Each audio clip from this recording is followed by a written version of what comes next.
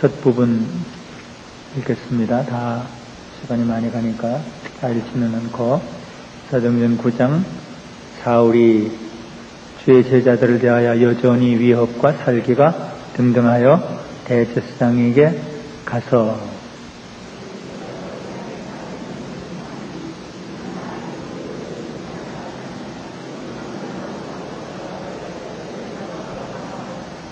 사울이 행하여 다메섹에 가까이 가더니 호련히 하늘로서 빛이 저를 둘러 비추는지라. 땅에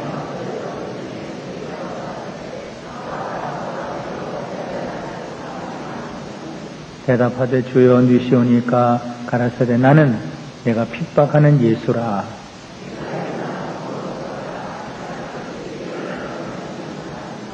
같이 가던 사람들은 소리만 듣고 아무도 보지 못하여 말을 못하고 섰더라.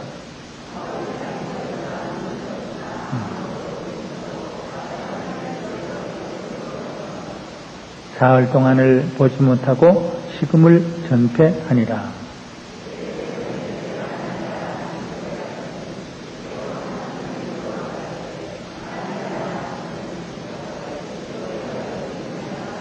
주께서 가라사대 일어나 집 가라 하는 거리로 가서 유다 집에 5 사람 사울이라 하는 자를 찾으라. 저가 기도하는 중이다.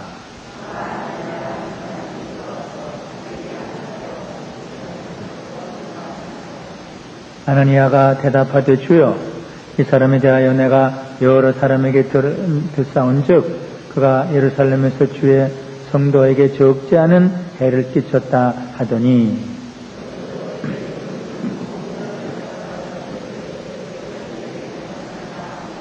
주께서 가라사대 가라. 이 사람은 내 이름을 이방인과 임금들과 이스라엘 자손들 앞에 전하기 위하여 택한 나의 그릇이라.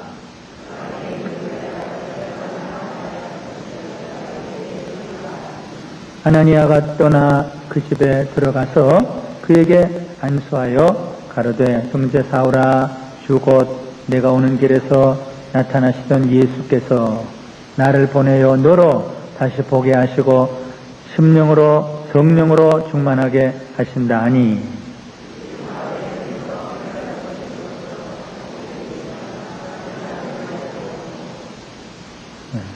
음식을 다 같이 봅시다.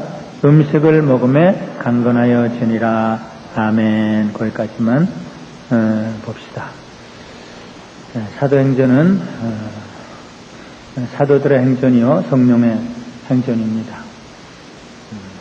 하나님의 복음이 힘차게 전진해 나가는 아주 생동감 있는 그런 행전인데, 하나님의 나라가 확장되고 구원의 역사가 일어나고 교회가 일어나고 하나님 나라가 이렇게 퍼져나가는 아주 가장 멋진 아주 생동하는 그런 이야기입니다. 이것이 누구를 통해서 이루어지는가? 물론 사도들을 통해서 이루어지죠. 그게 사도행전이에요. 그러나 우리가 벌써 2주 전부터 본 대로 사도들만을 통해서 이루어지지 않고 집사들도 통해서 이루어지고 또 아주 못된 사람들을 통해서도 이루어지고 도무지 자격이 없는 사람들을 통해서 이루어지고 이름 없는 사람들을 통해서도 이루어지고 이방 로마 사람들을 통해서도 이루어지고, 그래서 여러 종류의 사람들을 통해서 이 하나님의 역사가 이루어진다. 천사들을 통해서 이루시질 않고 못된 사람들, 쓸모없는 사람들을 불러다가 하나님이 자기의 도구로 사용하셨다. 이것이 오늘 우리들에게 충격적인 사실로 다가옵니다. 오늘 그 대표적인 사람이 하나 나타납니다. 도무지 쓸 수 없는 사람, 도무지 제자가 될 수 없는 사람, 예수를 핍박했던 사람, 하나님의 교회를 핍박했던 사람, 참 성령 충만한 스데반을 돌로 쳤던 사람, 근데 이런 사람들을 하나님께서, 예수님께서 불러다가 사도행전의 도구들로 사용하셨다.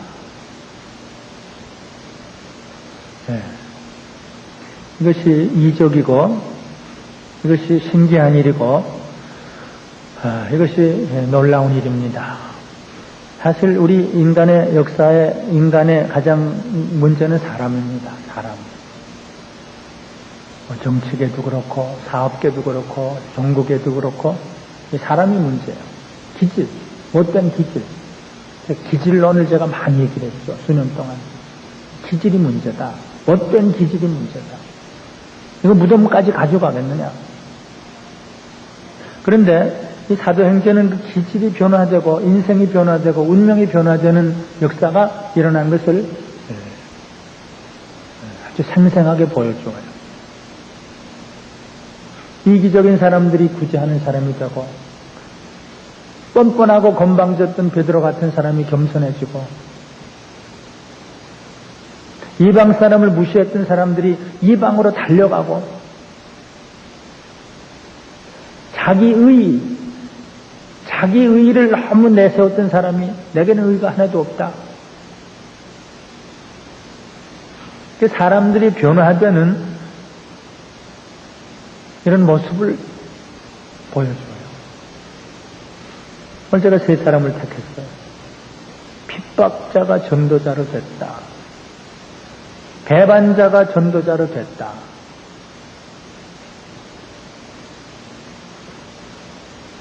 여기 선행과 구제자가 되니 답이다는 잘 모릅니다. 그러나 제가 붙이려면 인색한 사람이 구제하는 사람이 됐다. 배경은 몰라요. 그러나 본래 사람은 인색하고 이기적이죠. 근데 어떻게 이렇게 구제를 많이 하게 됐는가? 어떻게 이렇게 사랑을 많이 베풀게 되는가? 그러니까 쓸모없던 사람들을 하나님이 여기저기서 주워다가 자기의 그릇으로 자기의 도구로 만드신다. 그것이 사도행전의 이야기예요. 그 중에 대표적인 사람은 지금 사울이 나옵니다. 오늘 새벽마다 여사의 다윗을 봅니다. 계명을 범했고 살인죄, 간음죄를 졌는데 그런데도 하나님이 그에게 긍휼을 베풀어서 내 마음에 합하다. 내 뜻을 너를 통해서 이루겠다. 그렇게 딱 세워놓으시고 이 사울을 보시고는 내가 너를 통해서 내 이름을 전하겠다. 이스라엘에게도 전하고 이방에게도 전하겠다. 못된 사람들이에요. 그래서 하나님의 은혜가 놀라워요. Amazing Grace. 나 같은 죄인 살리신, 나 같은 죄인 구원하신. 어째서 그렇습니까? 어째서 이런 일이 있습니까? 핍박자가 가장 유력한 전도자가 됐다. 그의 경력은 도무지 제자가 될 자격이 없습니다. 스데반의 죽임을 마땅히 여겼습니다. 가편 투표했습니다. 그리고 계속 살기가 등등했습니다. 계속 신자들을 잡아다가 옥에 가두었습니다. 아니 예수님 자신을 핍박했습니다. 예수님이 그랬죠. 내가 왜 나를 핍박하느냐.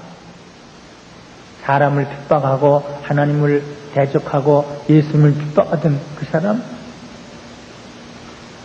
그런데 초대교회 가장 유력한 전도자가 됐다. 사도들 중에 가장 큰 사도가 됐다. 기독교 역사가 바꾸어졌다. 정말 사람이 변하고 기질이 변하고 운명이 변할 수 있다는 사실을 우리에게 보여주셨다. 사울이 변했는데 내가 변할 수 없다는 말인가? 사울의 기질이 변했는데 내 기질은 못 변한다는 말인가? 큰 도전이 됩니다. 어떻게 이런 일이 일어날 수 있을까? 물론 첫째 예수님의 부르심이에요. 사울아, 사울아. 그의 이름을 부를 가치가 없죠. 근데 부드럽게 부르세요. 사울아, 사울아. 예수님의 은혜로운 부르심, 사울아 사울아. 그 부르심을 사도 바울은 평생 잊지 못합니다. 너 왜 예수를 전하느냐 그러면 그 얘기를 또 합니다. 너 왜 예수를 전하냐 그러면 그 얘기를 또 합니다. 디모데 편지를 쓰면서도 그랬습니다. 나는 핍박자요 포행자요 악한 사람이었다. 주님이 날 부르셨다. 내 이름을 부르셨다. 그것을 사도행전에도 22장, 26장에 자세히 또 기록해요. 그대로 기록해요. 너무 그것이 놀랍기 때문에. 이 예수님이 나를 부르셨다. 그래서 내가 이렇게 사도가 된 것이다. 근데 그 이야기는 바로 우리의 이야기입니다. 어떻게 나를 부르셨는가? 막달라 마리아야, 사케오야, 고넬료야 불러요. 그래서 우리는 어떻게 나 같은 죄인을 부르십니까? Amazing Grace. 세계 제일 신자들이 제일 좋아하는 찬송이라고 그래요. 이건 사울은 하나의 모델이지 전부 그 부류에 속합니다. 예수님의 부르심 때문에 또 하나 여기 사울이 어떻게 이렇게 될 수 있었을까? 먼저 믿은 사람의 도움이 필요했습니다. 먼저 믿은 제자의 도움이 필요했습니다. 아나니아의 도움이 필요했습니다. 예수님 아나니아를 불렀습니다. 먼저 믿은 사람을 불렀습니다. 공연히 먼저 믿으라고 한 거 아니죠. 사명이 있기 때문에 먼저 믿게 했죠. 너는 가라는 말 마태복음 28장에도 있고 집 가라는 성으로 가라. 니느웨로 가라. 아이고 제가 그 가는 게 참 두렵습니다. 사울이라는 사람이 이러이러한 일을 했다고 그러는데 내가 가야 될까요? 가라. 두 번 그러죠. 주께서 가라을 때 가라 또 그래요. 15절에도 그렇고 11절에도 그렇고 가라. 순종을 했어요. 자기 경험과 상황에 맞지 않아도 주님의 분부에 순종하는 사람이 먼저 믿은 올바른 사람이에요.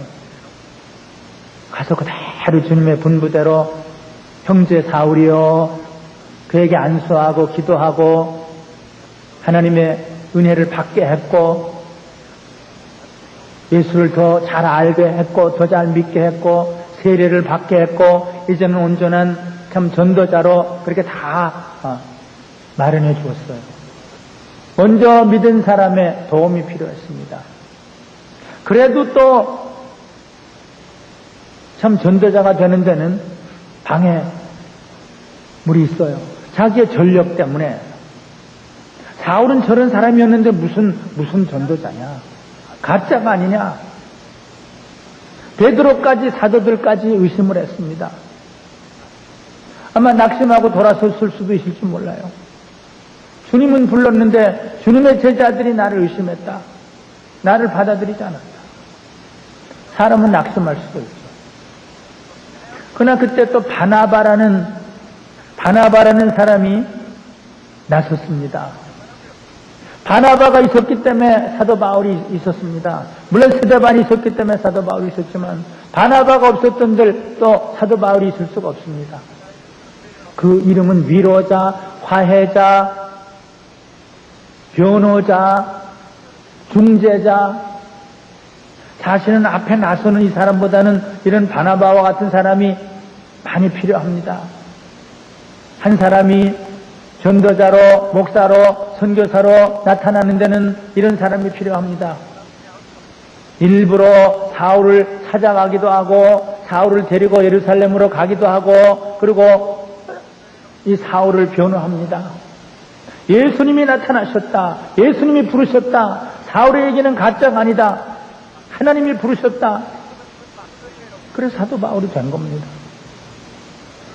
그 다음에도 또 바나바는 나타납니다.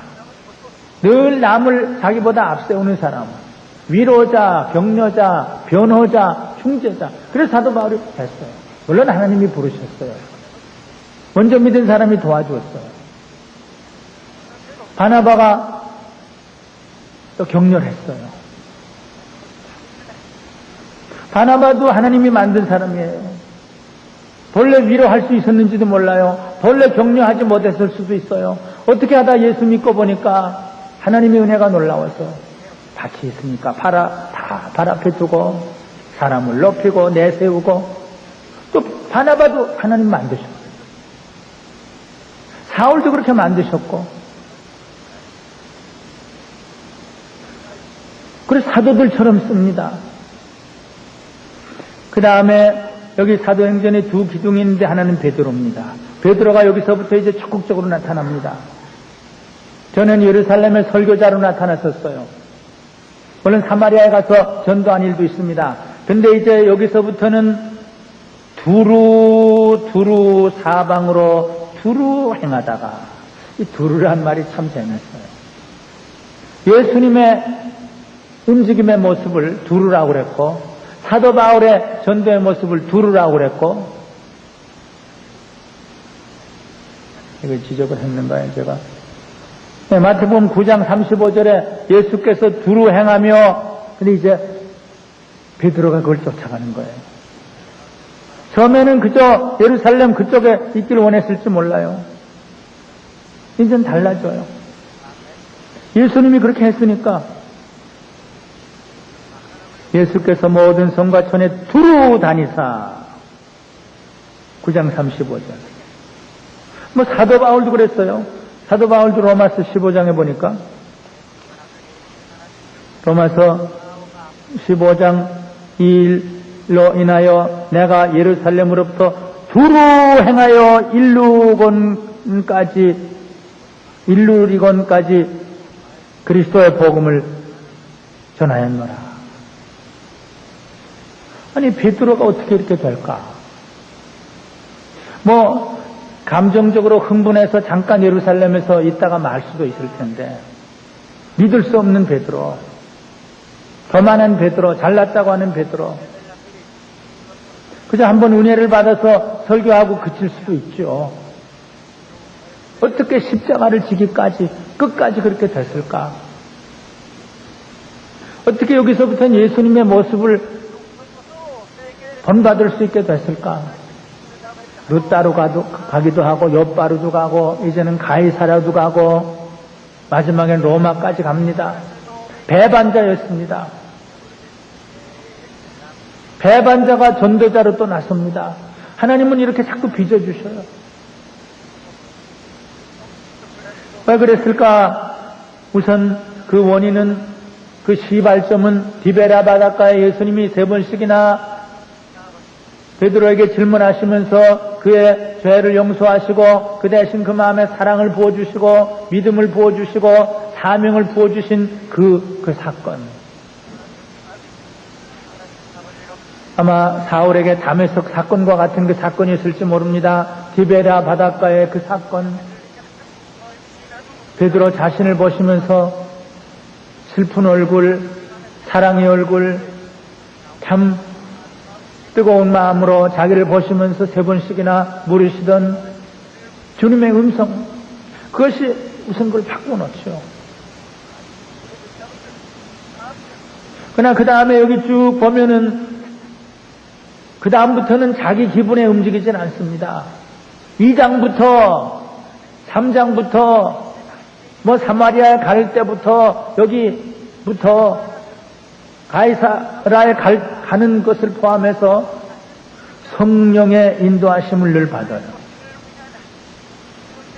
베드로가 성령이 충만하여 여기 4장 8절에도 나오네요. 베드로가 성령이 충만하여 성령이 자꾸 이제 붙잡는 거예요.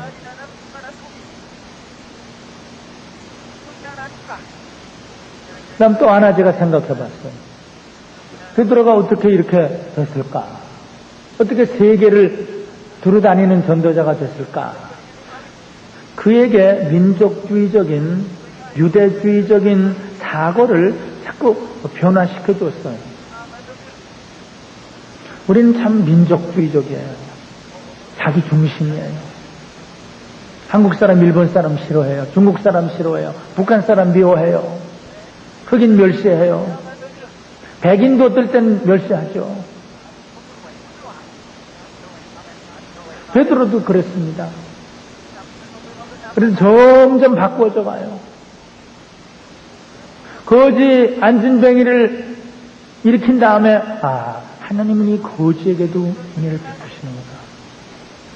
사마리아에 내려가서 기도할 때 성령을 주시는 걸 볼 때 우리뿐 아니구나.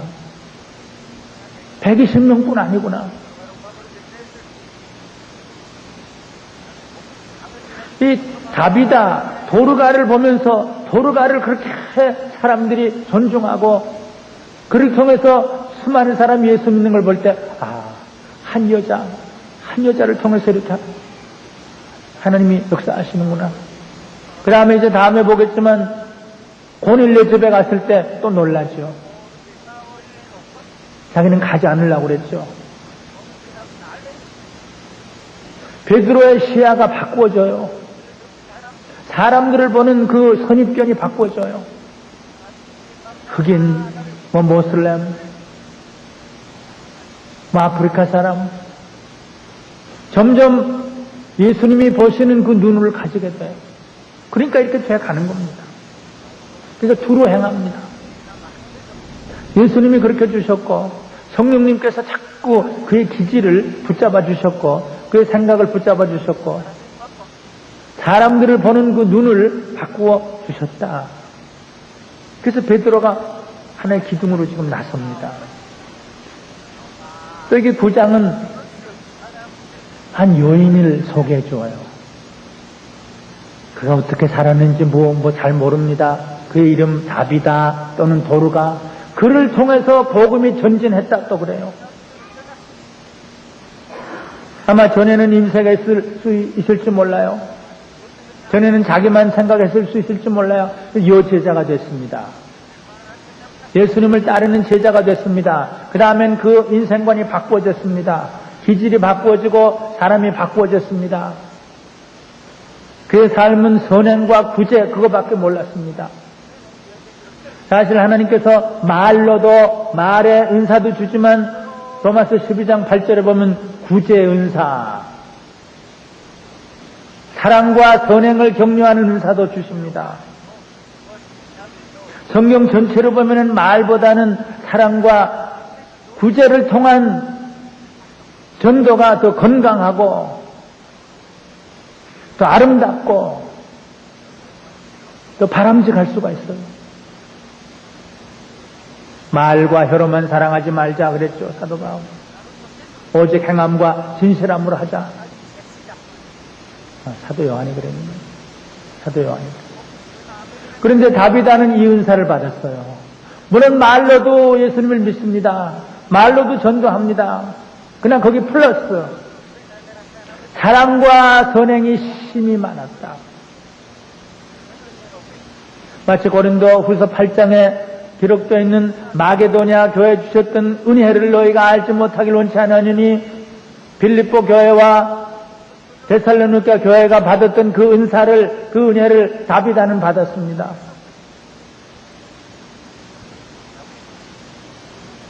사실 선행과 구제는 하나님의 마음을 감동시킵니다. 그러니까 고넬료에게 천사를 보냈잖아요.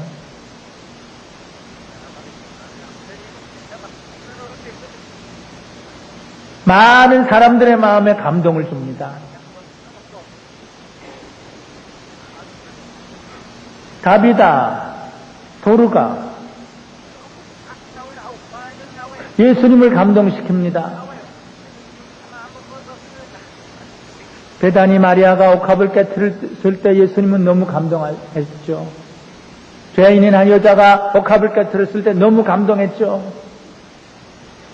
이 일은 복음이 전파되는 것에서는 반드시 전해야 된다. 사랑과 선행은 하나님을 감동시키고 예수님을 감동시켜요. 내가 벗었을 때 너희가 입혀주었다. 예수님 그랬잖아요. 근데 다비다가 그 은혜를 받았다. 그 은사를 받았다. 살았을 때도 많은 사람들이 감동을 받고 죽으니까 많은 사람들이 울었어요. 아마 어떤 사람은 죽었을 때 잘 죽었다 그렇게 말할지도 몰라요. 이렇게 모든 과부가 울 수 있는 그 사람 행복한 사람 아니에요. 베드로까지 보냅니다. 하나님의 섭리를 베드로까지 보냅니다. 고넬료가 구제하니까 예수님이 베드로를 막 보냈죠. 성자와 같은 삶을 살던 이 다비다, 사랑과 선행으로 예수님의 사랑을 증거하던 다비다가 죽으니까 더 큰 일 하나를 내가 너를 위해서 하겠다. 예수님이 사랑하시던 나사로를 살리신 것처럼 다비다를 또 살립니다. 수제자 베드로를 보냅니다. 그래서 그를 살립니다. 그러니까 또 더 많이 믿었다 그랬어요. 온 여파 사람이 알고 많이 주를 믿었더라. 다비다를 통해서 사도행전의 역사가 전진해 나갔어요.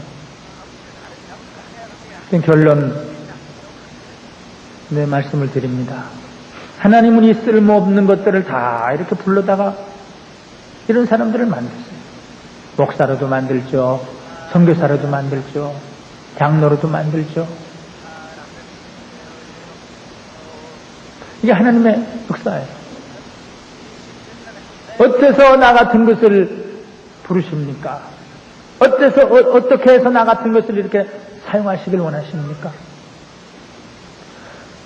이것이 사도행전의 역사입니다. 사도행전의 역사는 계속됩니다. 근데 이렇게 되는 사람들이 있고 또 죽을 때까지 안 되는 사람도 있어요. 이것이 목사의 고민이에요. 조금 되려고 그러다가 말라다, 되려고 그러다가 말라다. 그게 참 고민이에요. 네. 사모하면 돼요. 주여, 사울을 부르셨습니까? 나를 부르셔서 내 인생을 바꿔주시옵소서. 도르가를 부르셔서 사랑의 사람으로 만드셨습니까? 나도 그렇게 만들어주시옵소서. 배반자 베드로를 불러서 두루 다니게 하셨습니까? 나도 그렇게 만들어주시옵소서. 그럼 하나님은 너무 좋아하시면서 그래, 내가 그렇게 만들어주마. 그렇게 만들어주셔요. 예. 그래서 여기 오늘 나오는 몇 사람들처럼 주님의 손에 붙잡혀서 새로 지음을 받고 쓰임을 받고 하나님의 역사가 힘있게 전진하는 그 도구들이 다 되시기를 바랍니다. 기도하십시다. 하나님 아버지 감사합니다. 부족하고 게을르고 불평한 죄인, 사도행전의 그 놀라운 역사를 그대로 전할 수 없는 어리석은 죄인인데, 그러나 감사한 마음으로, 감격한 마음으로 어떻게 이런 일을 하나님이 이루실 수 있습니까? 핍박자를 변해서, 배반자를 변해서, 인색한 사람들을 변해서 전도자로 사랑의 사람들로 만들어주시는 하나님의 놀라운 역사를 생각할 때 무릎 꿇고 하나님을 찬양하며 하나님의 은혜와 사랑을 높일 수밖에 없습니다. 어떻게 나 같은 죄인 한평생을 주의 종으로 내버리지 아니하시고 계속 사용하십니까? 하나님 감사합니다. 주여, 우리들을 어떻게 이렇게 부르셨습니까? 하나님 감사합니다. 나 같은 죄인 하나님 어떻게 불러주셔서 살려주셨습니까? 주여, 바울이 늘 그때를 회상하고 나는 죄인 중에 괴수인데 예수님이 나를 부르셨다. 예수님이 나를 충성되게 여기셨다. 일꾼으로 삼으셨다. 이제는 내가 죽어도 좋고 내 몸에서 예수님 높이는 것을 내가 소원한다. 그렇게 달려갈 수 있도록 우리들의 가슴에도 뜨거운 마음을 주시고 겸손한 마음을 주시고 사랑을 주시고 눈물을 주시고 복음을 주시고 성령 충만하심을 허락해 주시옵소서. 베드로처럼 십자가를 거꾸로 지면서 주님을 증거할 수 있는 순교의 정신도 허락해 주시옵소서. 바나바처럼 위로자가 되고 격려자가 되고 착한 마음을 가지고 다른 사람들을 더 높일 수 있도록 만들어 주시옵소서. 다비다 도르가처럼 선행과 사랑이 충만해서 많은 사람들에게 감동을 주고 하나님의 마음에 감동을 줄 수 있는 사랑의 사람들로 만들어 주시옵소서. 오늘 김재열 목사님도 이렇게 부부 반갑게 만나게 해주셔서 감사합니다. 마지막까지 달려갈 길을 잘 달려가고 충성되고 진실한 겸손한 종으로 하나님 저들을 축복해 주시옵소서. 여기에 모인 모든 주의 자녀들을 축복해 주시옵소서. 주의 종들로 남은 생애를 충성되이 살 수 있도록 은혜와 복을 허락해 주시옵소서. 예수님의 이름으로 기도드리옵나이다. 아멘.